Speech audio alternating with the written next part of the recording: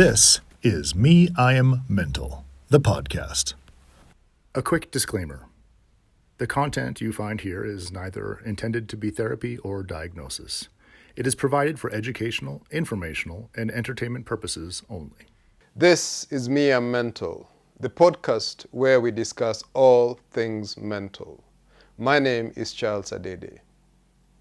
In part one of our conversation with the Honorable Sylvia Kasanga, we discussed what her childhood was like, growing up under the influence of her late father, the Honorable Kasanga Mulwa, who was a successful lawyer and politician, and her mother, who was a teacher. To them, she owes a massive debt of gratitude. We talked about her journey through school, the serendipitous way in which she ended up choosing a career in architecture, her interest in alternative dispute resolution, her inevitable entry into the cloak and dagger world of politics, and how she came to the calling to champion mental health.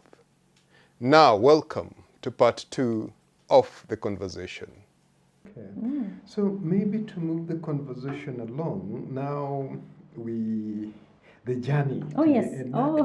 that. In fact, we had started the journey, then we left the journey, we and then came back. detoured. Yes. So let me go back to when we collated, after I had visited the Ministry of Health and they gave me their papers and we came back and Sombe, the drafter who was working, after 2 or 3 back and forths, we finally had something. I actually tried to reach out to the ministry one more time to see if it's a journey we can walk together. I tried, and I couldn't reach the officer that at that time. I think he had traveled, he was out of the country. And when I came back to the legal director for legal drafting, Dr. Kello said to me, "What are you waiting for? Publish. When you publish, everybody will come looking for you. Stop looking for people." So we sent it for publication. It did. There's a pre-publication stage where the committee in Parliament has to scrutinize it. And okay, so I think we passed that stage. Then it was published. And I will never forget, it was published late November 2018. And I didn't realize the impact of publishing a bill. It's like wildfire. Just, whoa. My inbox was full like overnight. I didn't realize you lawyers are always looking out for what's new, right? Oh, yes. Yeah, so the minute the Gazette notice came out, Yes. it was like wildfire. And then in the fraternity, the word just spread out. And within like 2 days of publication, an NGO that has been working in the field of mental health had already contacted me, insisting to come and see me. They came, we sat together, they're like, how can we be part of this? In fact, we want to host a Symposium. half day Yeah. so that we can, Then I said to them, can you reach the ministry? If you can reach the ministry, then do it. They said, we'll get for you the ministry. I said, okay, go get the ministry and I'll come. Of course, they went, they got the ministry. And we had a half-day symposium. The ministry official didn't show up. He had confirmed he'd come, but then he didn't show up. We still had our symposium, and they were able to round up a good number of stakeholders. And that is really where the real advocacy now started. Were you able to sleep at that point? No, I was anxious for other now reasons. it's a whole new thing. Yeah, it's something new. Sure. It was a real, let me tell you, it was a real roller coaster. But the inbox being full was actually a very positive It development, was. isn't it? It was just like suddenly this thing has grown, has gained traction. It has. Like a sigh of, like a community sigh of relief, like it's Exactly. happening. It's happening, something is happening. Yeah, In the nice. fraternity, they talk to each other. They're like, have you seen, are you part of it? And what's important now, what I came to learn with a lot of civil society groups and community-based organizations who are in that field, they want to be, I think because of ticking certain boxes of their donors, they want to be part and parcel of such an initiative. Yes. So I got a lot of support because of that. Nice. A lot of support. And there's because also a of lot that. of sense in that field that, Yeah. like, because I've been working in development spaces and charity spaces and everything, but there's a sort of idea that where a lot of us are sort of plugging holes here and there, Yes. but the ultimate help or even solution comes from a much higher level. Yes, that's right. So to finally have that, I mean, they say a good charity is their goal is to put themselves out of a job. Yes. And one of the ways to do that is to get the government to say, yes, this is correct, and, Yes. let's move this from a higher level. Yes. And so that's so beautiful. You must have had a lot of thankful faces coming at you. I mean, it wasn't controversial. No, it wasn't. No one was like, hey, you're doing it wrong. None of it was controversial. And in fact, what shocked me is the number of organizations that work in this country on matters mental health. So many. Oh. And like you're saying rightfully, all of them working in small pockets. Doing, you find somebody in the heart of Makueni, within a small community, they're training community health workers on matters mental health.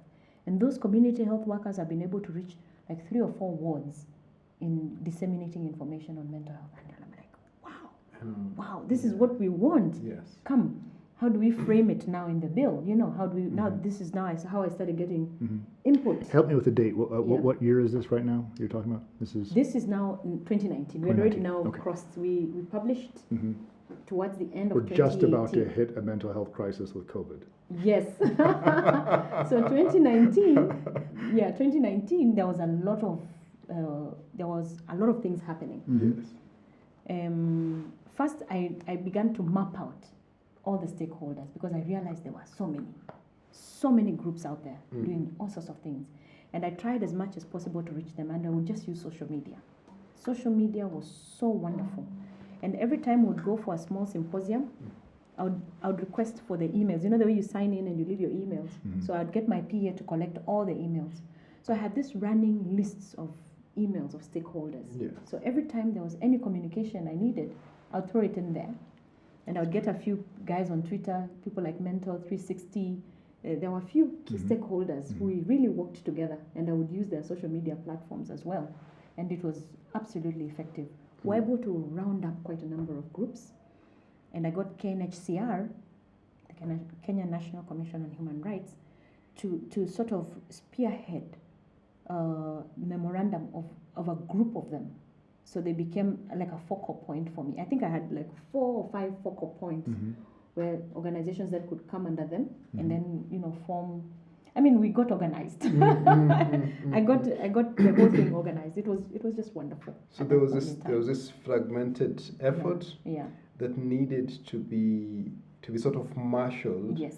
In a way where information can then be, easily channeled. Yes. Bring everything together. Yeah. Let's compartmentalize them. Yes, and then start making sense of it. Interests. Yeah. But then how does it feed into the bill? Brilliant. Okay. So by the time we called for the first public participation, I think I had reached well over 100, probably stakeholders. We had done quite a bit of mobilizing, and now this was when Parliament resumed in, it was mid of February. Parliament resumes after the recess of Christmas, mid of February. We were ready for first reading. It was read for the first time. And then the public participation, the call for public participation. And because what Parliament does, they just publish it in the newspaper. The call is just published in the. So if you don't see it, I mean, that's your problem. So what I do is that I take that and throw it into the email, again with the whole lists, and everyone gets to see, and I put it on all the social media platforms so everybody can see there's a call for public participation. I tell you, the day of public participation, the committee was overwhelmed. And I don't sit in the health committee, so I was a visitor. I was a guest in the meeting as the proposer of the bill. I was just a guest. There was the chair and his team who are now receiving the memorandum from all the stakeholders, and it drew so many stakeholders. I mean, they were completely overwhelmed. We sat a whole day and we didn't finish. They had to just take written memorandum. Yeah. But of course, they gave space to the ministry because the ministry came and they, out of pecking order, they say, okay, the key stakeholder, you speak first. And Dr. Njuguna was there to say this bill must be stopped, it must be withdrawn, it's a money bill, it is not ready for its time, and we want it withdrawn. And he got into this altercation with the chairman of the committee because he was asked, who are you to tell us how to do our work? That is so fascinating. So, yeah, it was very fascinating. That was a public participation, yes. From the ministry standpoint, I assumed that naturally the ministry would be very gung-ho, like supporting the bill. No, it was not supported at the beginning.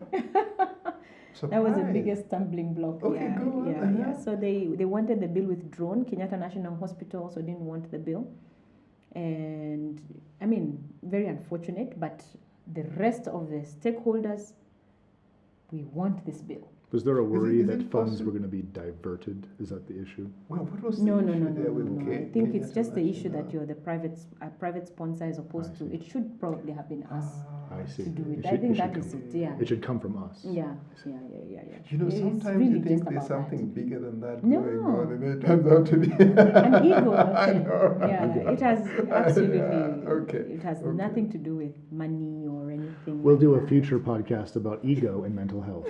Yes. Yes, you Oh should. yeah. I mean. Yeah. Okay. Okay. Mhm. So that was it. But it was a successful public participation. There was so much memorandum. It kept the committee very busy. The committee members would say, "Kasanga, wewe, you've kept us very busy," because the Yeah. matrix you can Yeah. imagine. Yes.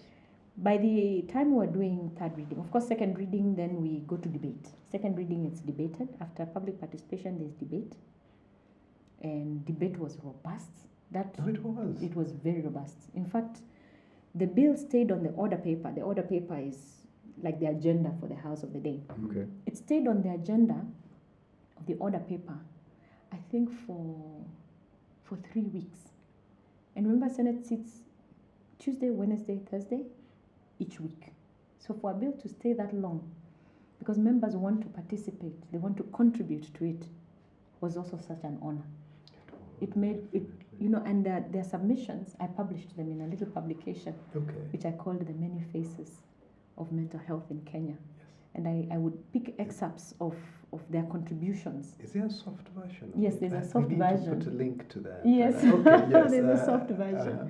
I'll send it to you. Mm. And it caught their comments, some of the key comments that came out. And most of them gave their own personal stories. I think this Mhm. is where it made the biggest impact.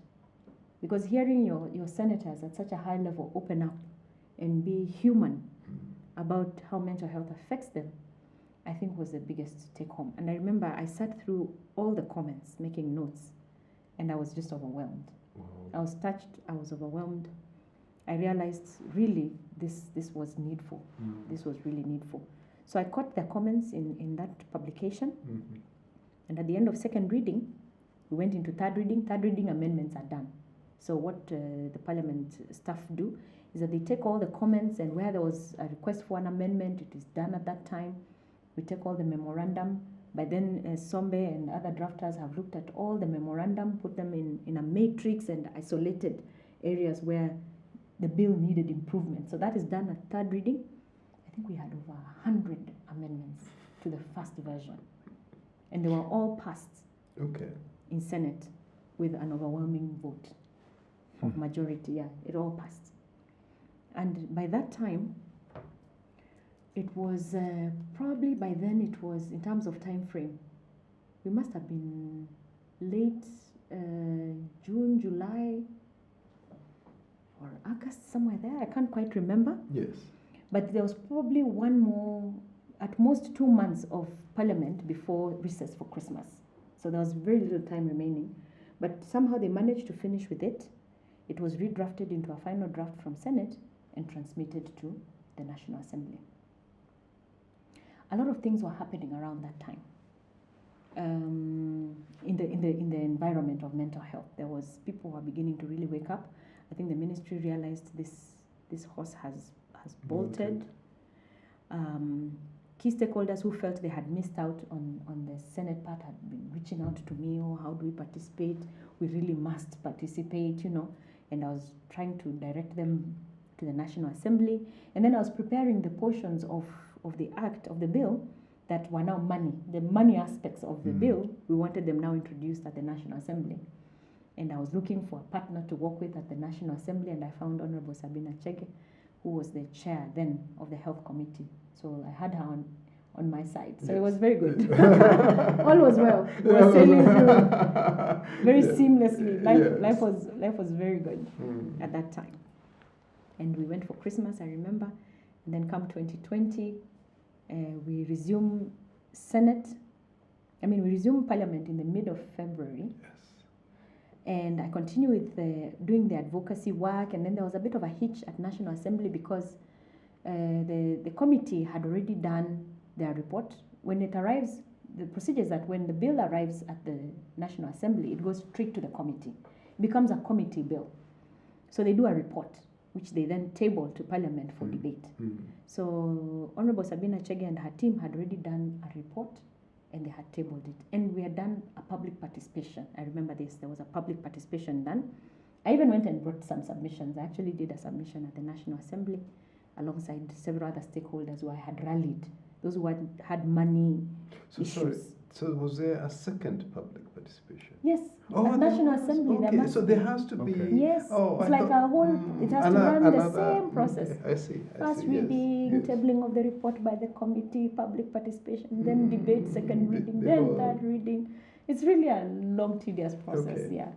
So Are you sleeping at this point? At this point, I'm just excited. You're just excited. I'm excited because things are moving. I'm in good communication with stakeholders. Things are good. Okay. So I am in a good space. Yeah, I'm in a good space. I'm very balanced. Okay. Very balanced at that point. That's great. And I couldn't be happier until somebody contacts me from National Assembly and says, somebody has said that your bill is a money bill. I'm like, that's not possible. Already it has been tabled. The committee has done its report. First reading has already been done. Public participation has already been done. And we are going for second reading. So that step of declaring it a money bill has already passed. So you can't send it back. But believe it or not, They did. they actually did. But they didn't do it immediately. First COVID came. I guess In March. 13th March. First COVID came. I know. And everything came to a standstill. Everything came to a standstill. And within a week of being closed down, the Senate had formed the ad hoc committee on COVID, which I was a part of. I was the vice chair at that time. And we had gone into these almost daily briefings with the Ministry of Health on the status of COVID. And the only question I would ask at committees, mental health. I was, Yeah. by then I think Kagwe was so fed up with me because that's the only question I would ask. What are we doing about this? The areas where there's a lockdown, what sort of psychosocial support are we giving? Are there safe havens? Are there this? Those were the queries I was asking. I would get a call and be told Madara is shut down. They don't have PPEs, so they're not seeing outpatients. I would call the ministry. By that time, we were the only ones who were engaging. So I had a direct line to the minister, so it was very good. Again, it was good. It was very good. Those days were not bad days. So there was all that happening.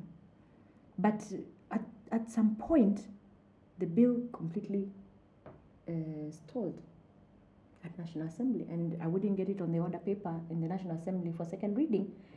And true enough, they declared it a money bill. And they killed it. By killing it, it means that's the end of it. You will not speak of that bill anymore. You'd have to introduce it afresh if it is. So going to what's be the spoken. incentive to label it a money bill? They felt, I went to see the budget office and they explained to me that in trying to integrate mental health into the healthcare system, it requires an expansion of services in, say, the level 4, the level 3 hospitals, not the level 4s and the 5s especially, which are government funded. And that will require money, which means there will be a request to Treasury to increase the provisions into those hospitals. Which sounds self-evident from the beginning. Yes. So that provision there, in fact, it was just one clause. And I said to her, instead of killing an entire bill, you should just recommend that this clause be removed and reintroduced now at the National Assembly. And she wouldn't budge. I couldn't believe it. I could not believe it. I'm playing a conspiracy theorist here, but was she possibly acting under some sort of pressure from someone who didn't want maybe that additional budgetary burden or something? It's difficult to know. It's difficult to tell. It's really difficult to tell. There was also something else happening before I forget. The Mental Health Task Force had been gazetted the December of 2019. in circumstances that were not clear to a lot of the stakeholders in the industry. Okay. And they had gone ahead and started doing some work. If you remember the task force that had been gazetted, they went around very quickly around the country to collect views on the status of mental health from Kenyans across the country.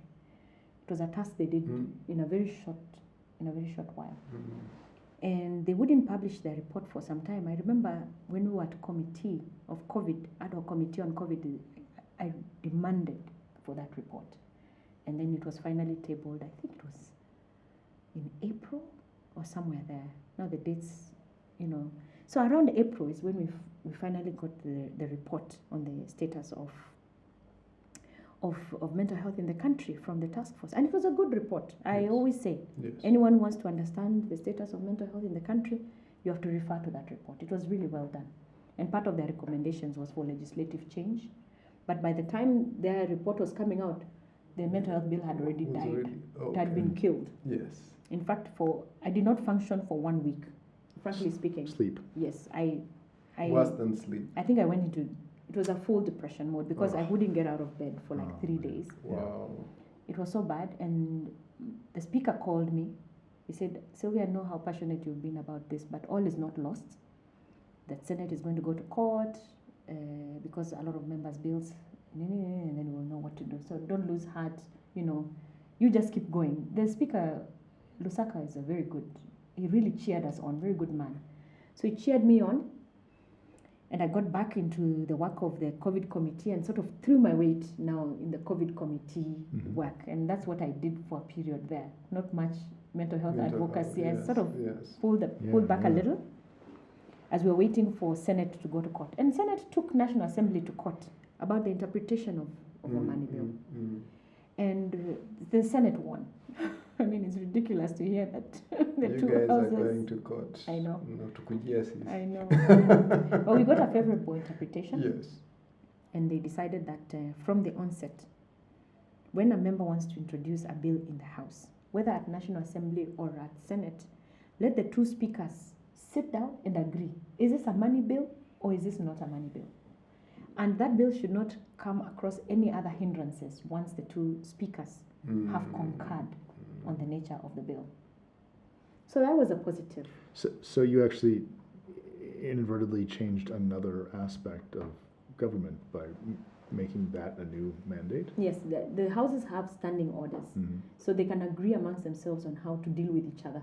So that was one of the situations. So that was a new agreement that was made as a result of Unfortunately, they could not agree on the standing orders by themselves.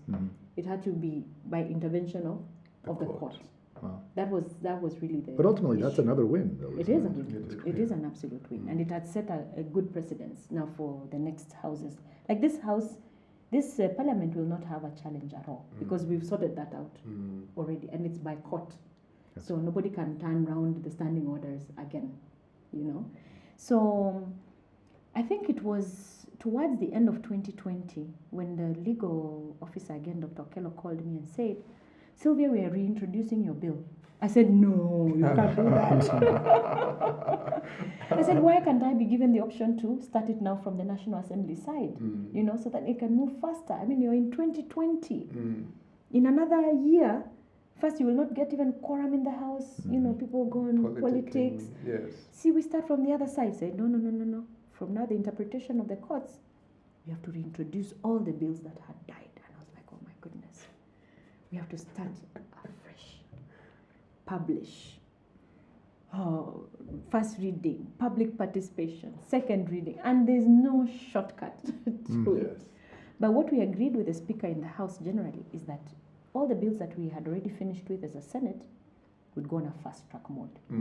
Yeah, so that's what we did. It would be introduced on Tuesday as first reading. On Wednesday, a call for public participation has been done in advance. Not much, of course, comes because we've already thrashed out quite a bit. The next week, we go into second reading. We would, I would introduce the bill. It is seconded. One person debates, I replies, we pass it in one day. And we'd had to do that for the bills that already had been covered. So there kind of was a shortcut. So we had no choice. Yes. Yeah, Okay. the timelines were also just so tight. I mean, we were already now. Because there are several bills There were which were being many. processed, isn't Yes, it? there were about like 13 bills Yeah. that had to be processed. Yeah, it was painful. The ADR bill that I was doing also fell in the same category. I had to reintroduce the ADR bill Yes. as well. Yes. So by then we had already crossed into 2021. That was sorry. now the challenge. Wow. Would you just, what is ADR? Maybe Alternative people don't know dispute what it is. resolution. I took my passion for alternative dispute resolution into parliament as well. Sorry. Yeah. I just wanted it, ADR. Yeah, so for the mental health bill, it was such a painful journey. We had already crossed into 2021. I was now panicking. It's gone to the National Assembly. I don't quite have full control. But for some reason, the Committee of Health just decided, no, we are dealing with this thing within a week. And they dealt with it within a week. They were done with it. And in the process there, they funded Mathare some more money. Mathare was given, I think, some 600 million in 2021 from the Committee of Health. And they finished with the bill. And it was sent back to Parliament. It has to come back to Senate for final. Oh, yeah, goodness I know. gracious. I know. It's exhausting. Yeah, but imagine by all that, we had still crossed into 2022. Somehow we had crossed into 2022. The timelines are a bit blur. But I know by the time it came back to Senate, it was 2022, around March. And I was really in a panic. And by March, you will not find anybody in the house. Yeah. I mean, it's Sure. difficult to move an agenda. And I was begging everybody, the speakers, begging, the whips, what can we do, what can we do? The parliament staff are worried, even them, they want to tick certain boxes that the House has achieved certain legislative mandate. But it was just by God's grace that that last week before the House adjourned Sindie is when the whips really came back and said, no, you guys come. Let's pass some of these agendas. And they were passed. And on the last day, literally on the last day of Parliament, the bill got its final vote. I know. It was like nail. You can imagine the anxiety was like this. And you're fearful because we were voting online. Some of them you're wondering, what if somebody doesn't log in? Or what if they cannot be heard, technology fails? But somehow we managed by the 24 votes. And then finally, the president ascended to it in June 21st of June is when it was ascended to. And now we have an act of parliament. Wow. What a journey, right? I know. It's exhausting. I mean, it is. And if it didn't happen, I can't even imagine the. How would I Because- even live with myself? Yes, so after there all is that you work? as a person. Yeah. But I suppose there is also just changing the framework Yeah. in which mental health is generally governed. Yes. I think we would have still been, held back quite a bit. Yeah. So Did you get everything you wanted out of it? Yeah. I did. Actually, what I didn't mention is that eventually the Ministry of Health came on board. Oh. And it was after a lot of persuasion. But it happened when the bill was at National Assembly. Because they had a session with National Assembly members where they tried to get some of their things included because, it is the only place where the executive can really get its way. And they were able to debate and get a few things included. Some they were denied. But from that point onwards, they were really on board. Okay. So by the time the bill had come back to Senate one last round, Yes. it came comprehensive, including what the ministry had wanted. So that was a big win for me. You don't want an act of parliament where the ministry will refuse to operationalize it, because in the end, they're the key stakeholder. Sure, yeah. They're the key stakeholder. They're the ones to operationalize it. There are some acts of parliament that have never become operational. Yeah. It's just a You don't want paper. that. Yeah. So, in terms of all the things that you wanted, the key ones, which ones were they? Which ones can you celebrate the most? Oh my goodness. As far as the Act of Parliament is concerned, I celebrate every provision inside that Act of Parliament. Because Okay. it Like is kind of so pick a favorite child. comprehensive. You can't Sophie's choice. This Yeah, time. I That's can't totally choose. Yeah. Sophie's choice. Well, isn't it? let's change the Yeah. question then. How about Yeah. this? How about which of them are you most excited about being implemented soon? or actually happening immediately. soon. Yeah. What I would like to see happen, because it's not yet happening. You know, Mm. unfortunately, an act of parliament, you know, there's a method of rolling out. Sure, It does I mean, just a woof. It doesn't We're quite not happen. that far away from 2022. I mean, this is all new. So it's still. So, for me, what I would love to see the most is budgetary provisions at national and county governments, including mental health. You know, you kind of want to see that in the budget line. Yeah. And we're able to achieve it in the year of 2021 to 2022. In fact, by that time, at national government, they had introduced a budget line for mental health. And the only reason why they couldn't access it is because there was no mental health board. Oh. Because Okay. they couldn't form the board Mm. because there was no act of parliament to anchor it legislatively for them to be able to draw the money. Mm. But the budget line was there. If you look at the mental health action plan, it is there. Mm. So the minute the bill was assented to, they went and gazetted a board for mental health. Hmm. That's an extremely big win. Yeah. Okay. We have a comprehensive board, Yes. and it is exactly as the Act of Parliament says. So it's a big win. Representation from across board, which is what we wanted, including somebody with lived experiences is sitting on that board. So everyone is represented in as far as that is. And they have it's a small budget, but they have a small budget that can get them working. At least let them, you know, put their terms of reference in order, let them start going around the counties to see how they can begin to capacity build. Because each county is supposed to have its own board of mental health. Mm-hmm. And I can't wait to see that happen Yeah. across. I've seen the impact in the counties. You know, there are some counties that are more advanced in their mental health awareness and interventions. Like Makueni, my county, you know, they've been having mental health practitioners down to the ward level. Mm. And Kisumu County Mhm. has a policy on mental health. And they have a secretariat that has been running. It's not a board, but you see they have a semblance of some order in how they do their things. And you can see the impact. And Nairobi County has focal persons on mental health. And I know them, and I've worked with them. And last year's Mental Health Day, I actually joined the sub-county focal person in Kawangware to see how their effect, how, you know, the trickle down Yes. is Yes, happening. yes. Mhm. And I was quite happy to see the impact it has at that level. With the community health workers fully engaged, and they have a psychologist and a psychiatrist who go around the different clinics, seeing people on various days. And they were telling me increasingly Kenyans are coming out to ask more questions and to look for interventions. Mm-hmm. And that's beautiful. And that's the sort of thing Yeah. I would like to see happening everywhere in the country. Sure. So the models are there, and we were right in the way we structured it in the Act. So it's just a question of now getting it done. Just the other day, the focal person for Nairobi told me now they have a full structure. The governor has gone ahead and put the full structure, which was my expectation because Governor Sakaja seconded the bill the second time. And yes, yes. So I would have expected that. Yes. that, you know, he makes it happen in Nairobi County. So Nairobi County is a good example of how all the other counties need to do. And so the expectation is that you have the national board, then you have the county boards, and you have this relationship that does this back and forth. Mhm. And why that needed to happen that way is because, you know, mental health it affects us so differently.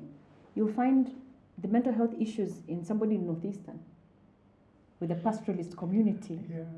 is very different from the urban mental health, the one in Nairobi. It's very different from the one in the coastal region. Yeah, and you know the coastal region is highly affected by substance abuse, so they have another component to it. It's very different from, say, the Nyanza region, which has a lot of religious and cultural issues that play into the mental health issues as well. So because of that sort of diverse nature of mental health in our country, it required that each county has its own specific programs Okay. that sort of feed into a national. So I was always very clear in my mind yes. how this thing needs to work, and I know it can work because I've seen what Nairobi has done, I've seen what Makueni has done. So those are things I look forward to. I wish to Yeah, see these yeah. things happen. When you're talking about that sort of cascade effect, there is, we are hoping to have a conversation with soon with a clinical psychologist whose point of view is really based around that. She's very, very keen on breaking mental health interventions down to the very local. Yes. Because she reckons, and her experience is mostly good. So she studied in the UK. I think she had a bit of practice there. And when she came back, she found herself at odds, like with her clients, I think, because she could not quite apply her experience and her, perspectives from the UK here. I think it triggered her to like really look into this, and then she saw that you must factor in, the local setting. Yeah. Absolutely. Yeah. And the best practice, and I came to learn this, the best practice and the global practice, they're calling it community psychiatry. Yeah. Interventions have moved from institutions to home. You start from the home. Okay. The conversations must start at home, at that basic level. And that is the only way. And like for us here in this country, where the gap is so significant, and we will never be able to bridge the gap in a long time. We will never be able to have, say, the number of psychiatrists or medication that is, absolutely correct, or whatever, or institutions or enough hospitals. I mean, we're still grappling with basic healthcare.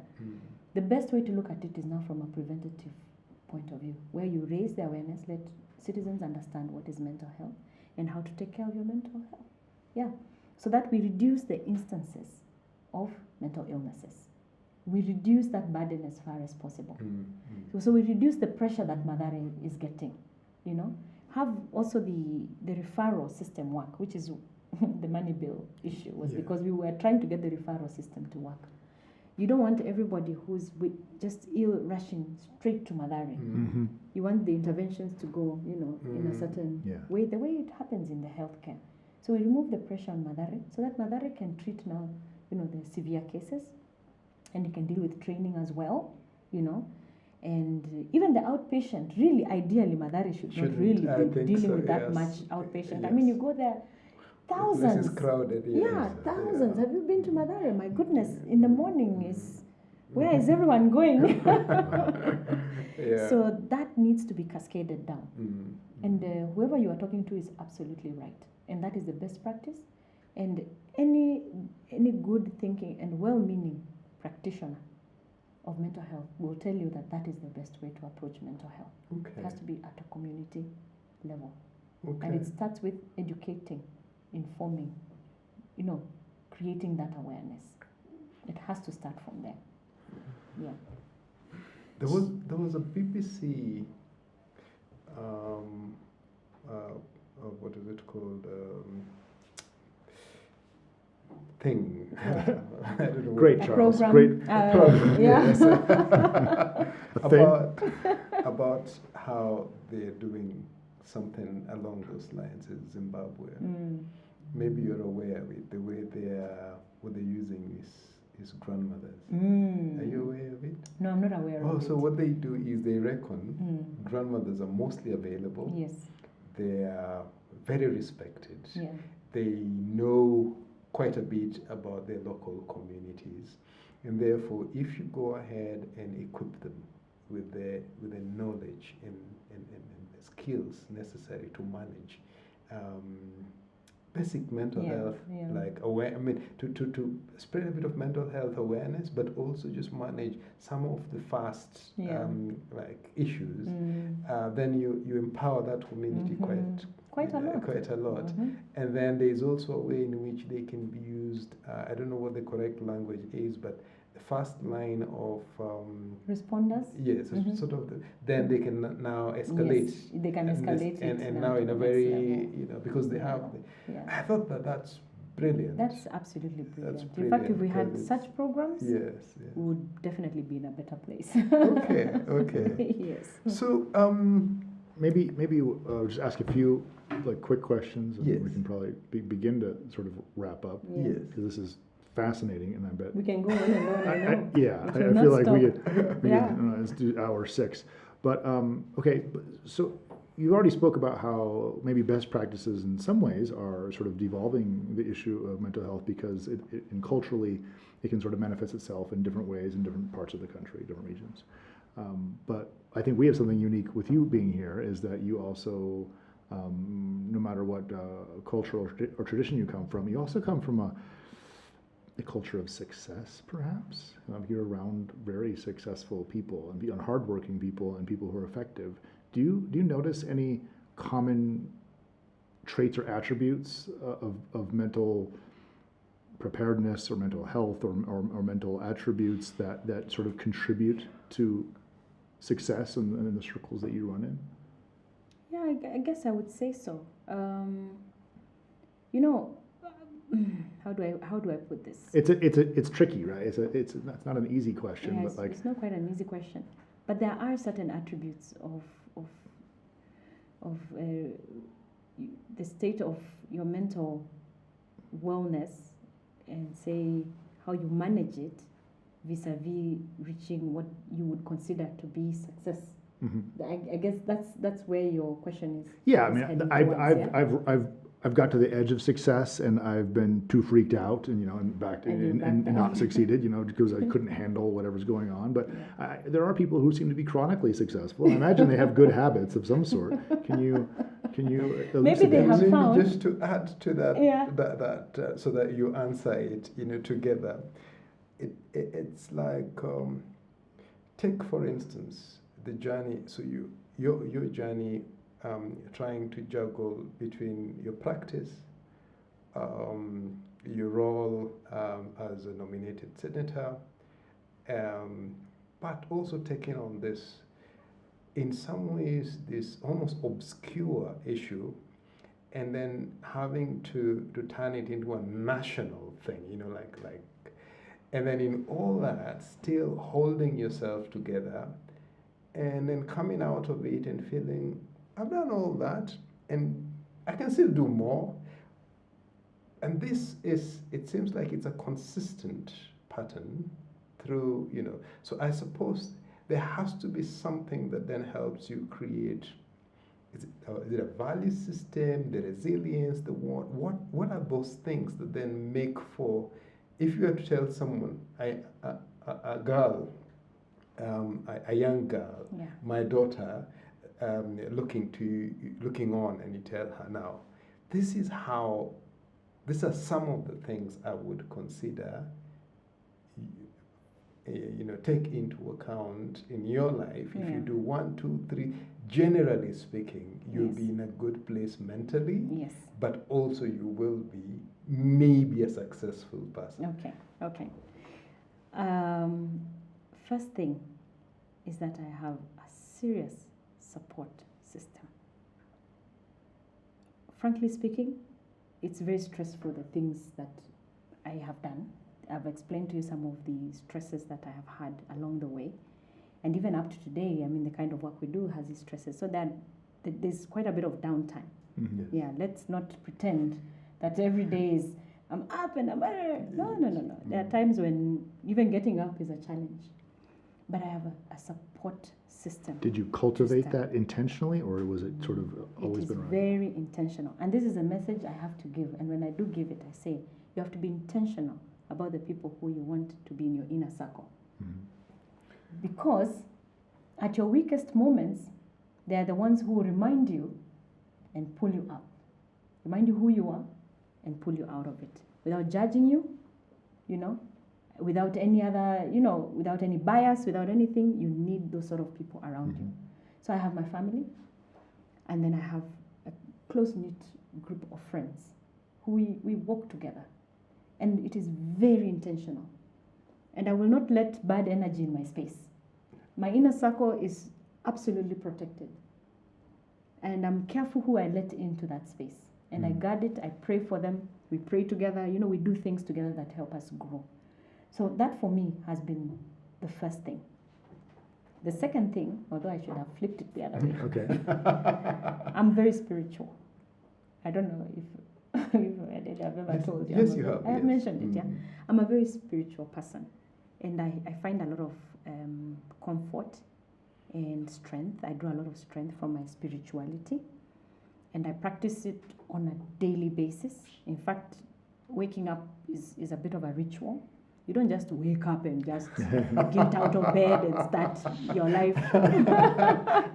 You don't do that. Yeah. The minute you come into awareness that you have woken up, you have to thank God first. You have breath in you. And you have to remember that there are many people who have not breathed that breath, when you come to your consciousness. And you have to thank God for it. Then you have to count your blessings. In fact, stop right there, right when you're lying down. Just count your blessings. Count them. Everyone has blessings. It does not matter who you are or where you are. You have blessings. Starting with that gift of life. So I count my blessings. Then I pray for the day, Then I slowly begin to roll out of bed, do some workout. You have to do something. You have to jumpstart your body. I jumpstart with workout. So I do my yoga, some stretches, and then I have the days when I do actual workouts in between, a bit of stretches. Then wake up my daughters, have them do the same ritual. And then the day now can start. You just don't jump out of bed. And there's a lot of richness in such rituals. You do them in the beginning of the day, you do them at the end of the day. Then I take care of what I ingest in my body, which is really important. This I've learned along my mental health journey. This I didn't have before. Okay. Yeah, but it has contributed significantly to my mental wellness. So it has kept me sort of, quite robust. They cut down on, those things that don't help your body, the alcohol, the junk food, and the unnecessary eating, reduce on their quantities of food from your plate. I remember there was a politician called Adede who used to say you should eat less, and it is true. And a lot of teachings do talk about eating less. Yes, yeah. Two-thirds. You have to leave a third. You leave a third for digestion. It may sound funny. It's true. But there's a lot of teaching that goes into, don't overeat. Mm-hmm. Yeah, it slows you down. It pulls your mental wellness, down. So I think those are some of the tricks that have kept, eating along the way. My dad used to say, the stomach is the size of a fist. Yeah. So that's anytime he saw you eating more than a fist size. Hey, cut it out. I think there's a lot of wisdom to that, isn't it? Yeah. So you learn such things along the way. But also, I have to share this. I am like a dog on a bone. When I get that idea in my head, I go for it. So that could be a personal attribute, maybe, but we are also taught to focus. A lot of teachings tell us, focus. You want to reach your goal, you have to focus. So I draw my path line. I knew we need a mental health act after I met with Dr. Kitazi. I didn't know how I was going to quite get there, but I knew my end product must be a mental health act, in as far as I have capacity. And it's interesting, when you start forging forward and you're doing the right thing, somehow the universe conspires it with conspires. you happily. I got a lot of support, even without looking for it. People came. And when they come, move forward. You have to pull yourself up now. That's now where it matters. And you're not scared. You just have to realize, hey, these guys have come to support me. I cannot let them down. I'm moving forward. I'm moving forward. And when I get a challenge, I stop being fearful. I write to the stakeholders and I say, hey, I have this challenge. Who would know how I can deal with it? And a solution would come right there. At one point, I remember wondering, how do I introduce this thing in Parliament? How will I explain this thing in the 30 minutes that I'm given in second reading to explain to the senators? I need more time. And then I wrote to the stakeholders. I think I wrote to KNHCR and I said, in your experience as Kenya National Human Rights, what would you advise me to do? And immediately they said, let's have a breakfast for the senators. Like, hey, I can't do breakfast, man. I don't have those budgets. Like, don't worry. Instantly an email is sent out to stakeholders. Who can fund a breakfast? Suddenly there was somebody who can fund a breakfast. Suddenly there's somebody also who can give stipends, because if you want senators to come, you have to give them money for coming, not just food. Then who will be the facilitators? Who will take care of the facilitators?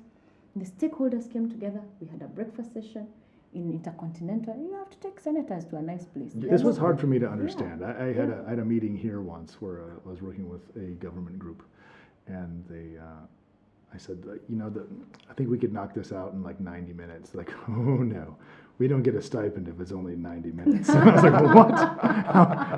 It's like, is it really worth your time? And if it's more than a half day, we get lunch. I'm like, oh, God, you're killing me. But apparently that's how people think. That's, if you really want that sort of thing, then that's what happens. So you focus, you move forward. Yes. And if it's a good cause, have no doubt. Yes. Have no doubt. Stick to the cause. You just keep moving forward. Where there's a challenge, somebody will come and push you along. And that was my honest, true experience with the mental health. In fact, I also find sometimes that some people, they almost, it's like they have so much to give and they're so willing to give. It's just that nobody's ever asked them. Yes. So at the point at which you tap them Yes. on the shoulder for help, they're like, you get surprised at how readily they just, and there's so many people Absolutely. like that. Absolutely. So that's also an interesting. It is.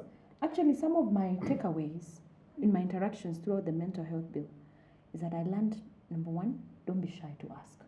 I was one person who could not ask for money. Mm-hmm. I don't know how to ask for money. But I learned that there are times when you need to ask for money. Don't be shy. Ask. It's a good cause. Ask. I learned to be patient, of course, because sometimes you have to wait. And you have to ask once or twice, and then the answer will come.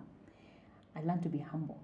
Actually, humility is one of the biggest lessons in my life in Parliament. Yes. You don't know where your solutions will come from. And the more humble you are, the more support you get. And I learned to be real. I think my coming into myself, literally, happened mostly in this last 5 years in Parliament, where I realized maybe my hiding myself is not serving me. What is wrong with being a bit vulnerable sometimes? As long as I'm directing it in the right channel and not having expectations that my showing my vulnerability is going to bring me something. No. But being real has an impact to it. It has a certain energy, then it attracts. And I found a lot of support from that being real. People would come and say, we have not met somebody who's as sincere and as honest as you are. And because of that, we want to do this. Nice. That was very humbling. Yes, that's amazing. That was extremely humbling. So I've learned, why put a face? I'm who I am. What you get, you know me now. What you see is what you're going to get. And it is easier for my mental wellness that I don't have to be 2 or 3 people. I can just be myself at any one time. A lot less to remember when you're honest. Those are some of the takeaways. So question, are you now like a real political animal? If like, say supposed, would you run for an elective post? Running is a bit complex because it requires you to go out to the people. I found that in the 5 years that I did a bit of politics, I found that I don't connect well with the people because I speak technical. I am a technical person. I speak technical. I don't know how to lie. I don't know how to malign people. You can't keep. I can never promise you that I cannot deliver. It can't even come out of me. Yes. So the way our politics is when you're seeking for votes, I find it's difficult for me to do. I mean, it must be tempting just to be like, all right, now I can retire, because that's a huge accomplishment. It is. I does could it make easily you retire. Does it make you feel more ambitious, or does it make you feel like just job well done? No, it makes you feel more ambitious. Really? Yes. Now I know I can get things done. Yeah. If I had the platform, I would get things done. Yeah. If I can't get the platform through a vote, there are other ways of getting platforms. Okay. And in fact, it's just that we did not win the election. I was on the other side. Yes. I was on the other side. Okay. I can assure you, if we had won the election, you would have I would still have a been in platform. there doing something. 100%. Yes. I would have had a platform, and I would have continued with making things happen because I now know I have the capacity to mobilize people and get things to happen. And it would not be right that you've achieved so much and then you just you don't accumulate so much and you still have energy in you and you're not engaging as far as you can. So this years in office were not for some people it can be damaging. For you, you came to yourself. Yes, I came to myself. And you still find that through that experience, you now can do much more. Yes. Brilliant. Oh, It's like figuring it out. Okay, Yes, fine. yes. I don't have to be sensational. I don't have to create attention through crazy things. I can be myself and I can get the work done. Yeah. That's the right formula for somebody like me. Okay. I can be myself and I can get the work Are done. there many like you? And is there like you would call it? Are there enough people, say in Parliament, like when you were there, a substantial group of people who they do what they do because it is required, but generally they have like the right focus, their hearts are in the right place, and they will somehow they'll deliver good results. They were there. For people, yes, that is. they were there. I Okay. had colleagues who genuinely engaged well with well-meaning to the people, and they would push for the correct agendas for the people. Those ones, 100%, they were there. And in fact, starting even with the Nairobi governor, Sakaja, Yes. if you see his agendas in parliament, they were good cause. My governor in Makueni, Mutula Kilonzo Jr., the same thing. And I'm not surprised they became governors. They always played their politics in a certain way that was, you could see they're really serving the Kenyans. There's a sobriety Yeah, there was to it. a lot of There is sobriety to their approach to politics. And there were several others. Mm. Yeah, I'm just not the only one. I think for me, maybe what is unique is because I was a nominated member, and somehow I was able to navigate to the point of getting an act of parliament under my name. Okay. So there was a uniqueness to that, to just that aspect. Yeah. I don't know. Technically, we're okay? Okay. So I have, maybe we should now bring this to a close. How many hours have we done? I don't know. It's fascinating. I feel like I've learned a lot, actually. Yeah. I'm going to listen to this again. Yeah, it's great. It's amazing. Yeah. So, Interesting story, right? back to mental health a bit. So we are where we are. What do you reckon the future looks like, especially maybe locally, globally, like broadly? What are we in for? Let me start globally. Mental health was thrust into the limelight significantly because of COVID. And I remember during the year of COVID in 2020, I engaged with several jurisdictions as we were sharing the COVID experience, because I was chairing the ad hoc committee of COVID at some point. We would have these online platforms where we're talking, with several other jurisdictions on their experience on COVID. And without a doubt, one of the first things in the list was always mental health. Yeah. And a lot of the modern countries, because they're so urbanized, they were really hard hit. Mental health was really a big challenge for a lot of the countries. In fact, I remember Korea at that time posted the highest suicide rates in that particular year. And it was a big concern. And I was privileged to be on a platform with the Minister of Health, explaining now how they're mitigating and what they were trying to do to help, during the lockdowns. And it was a good take home for me. But to see how advanced they were was also quite eye-opening. Countries have really done a lot in the space of mental health, a lot. I mean, Europe, maybe because of wars, having been in the wars and things like that, they are quite advanced in their mental health interventions, in their medications, in how they approach things. Of course, they have budget lines. They may not be adequate, but they have significant budget lines towards mental health.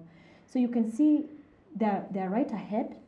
And because of COVID, now they were forced to even add budgets to it. I think if you remember, was it last year, the year before? Biden's government actually has a significant budget for mental health, and this is post-COVID, to deal with post-COVID effects of mental health. So you can see the kind of global focus that mental health has, which means we're going to see new technologies, new medication, and really significant advancements towards how to deal with, and new therapy types, conversations that are being had, and more community-based approaches. Everyone is talking about let's take this thing at home. Let's deal with this thing at home. Let's deal with it in schools. Let's deal with it in children, Let it form part and parcel of everyday conversation. So that's a beautiful thing. And we are looking towards, such advancements in the future, which is wonderful. Now, for us here back at home, we are so far behind. We are really significantly far behind. And I just celebrate that we have an Act of Parliament. But in the end, even for an Act of Parliament to feel its impact, for citizens to actually finally feel the impact of this, there has to be significant goodwill from the government. And until the government gives that goodwill to the point where we can see significant focus, multi-sectoral, like we were saying earlier, being put on mental health, then it may take a long time for us to actually begin to seal those gaps and for Kenyans to actually feel the impact of some of the work that we have done. At first I was a bit worried. We have mental health champions in Parliament. Okay, there are a few people, but the champion is really the person who carries the passion of it. So in as much as I'm not in Parliament and this is not our government, I am trying to reach out. And I'm glad that the mental health board is in place and we're interacting with them. But I really do want the president to pronounce himself on the issue of mental health, because it's one thing when the president actually speaks to it. Makes a big difference, yes. And mandates, and not just mental health under UHC, the universal health care. No. Mental health in itself needs to be dealt with first, individually. So it is my wish, and I've tried to reach my networks to say, can the president pronounce himself on this issue, so that all the ministers now can be tuned to a mass focus and give this priority. So until we do that, you'll find that we might not give adequate budgets to mental health. And the county governments who are already struggling with their basic issues, and I can tell you, maybe a conversation for another day, our county governments are struggling with very basic issues. I mean, we have situations where you find no medicine in the hospitals, and here comes Sylvia saying, where's the budget for mental health? Yes. No, malaria. And malaria. Yeah, I know. Yeah. And all sorts of other challenges. And county governments are always saying, oh, we don't have money. The government has not given us money. Yet we are here saying, we want a budget line. Your county integrated development plan must have a clear budget line for mental health. That was the demand I made early this year when I wrote to the Council of Governors, telling them we want to see this happening, and we want to see the CCs for health setting up the mental health boards. So until these things happen, it will take us longer to reach where we want to go. And we have a long way to go, not just structures, but even the quality of our medications for mental health. We are so far behind, we are lagging behind. Our medications are so expensive, out of reach for most Kenyans. And what government provides under the universal health care is not anywhere near having a conversation about. So we have a long way to go, but I'm always very positive. I'm a very optimistic person, one step at a time. Where we are today is not where we were last year. Yes, so we've made a step. Okay. And do you reckon that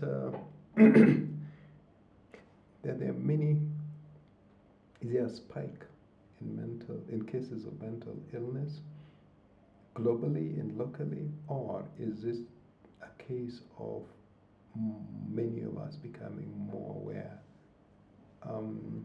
What is your generalized view on that? It's both, but first there is an escalation. Okay. That's the truth. Okay. We might not have good statistics here in the country because of course, we've not quite set up the structures where we are able to collect data properly. But globally, it certainly went up. And the effects of COVID were felt globally, so I know without a doubt we felt it, and we continue to feel it. And for us, add to the politics that came immediately after COVID, the political season never sits well with our mental wellness as Kenyans. Whether we have measured it or not, or whether we want to define it or not, it causes a lot of anxiety. And the fact that the economy is doing what it is doing right now is causing a lot of anxiety in Kenya. So of course that does escalate, and there's no question about it. Yes, we are reporting it more, so there may be an impression that just because we are reporting it more is the reason why we are seeing more numbers, but generally there is an escalation, without a doubt. Yeah. Okay. Yeah. I think I have several more questions, but it's unfair. It would be absolutely unfair. I think maybe I just wanted you to close with telling us, in terms of your future plans, if there are any concrete future plans, career-wise, politically, and Yeah, like what are you doing for dinner? because that's really concrete, isn't it? I'll surprise you and tell you that I already had my dinner. Really? Yes. Oh, I can't wait to I have usually mine. eat early. I'm a 6 o'clock dinner Is it person. 6? Oh, So what I did is I went home. Yeah. I had a quick meal before I came. okay. Yeah, okay. so that I don't have to go home and eat And when it's already when late. it's already late, yeah. I learned that the earlier you eat dinner, the better for your good sleep, because then your body will have done the active digestion. Yes. So by the time you go to sleep, Yes. it's your whole body is Ah. able to completely Okay. unwind. It's good advice too. So that is, yeah, Darren. Yeah, yes, don't go and eat yeah. a steak right now. He's just actually eating. exactly what I was going to Don't go and eat a steak right now. do. With You will mashed sleep. potatoes and vegetables. That's By the time your body breaks it down, you'll be so awake, or you'll be having nightmares or something. oh my gosh. I'm so excited too. So if you must eat now, it's just a salad at most. Okay. Yes. Yeah. So Okay. to answer you, right now I am about my profession. At least this year. This year is about my profession, which I love. I'm upgrading. I'm always upgrading. So I'm upgrading some more.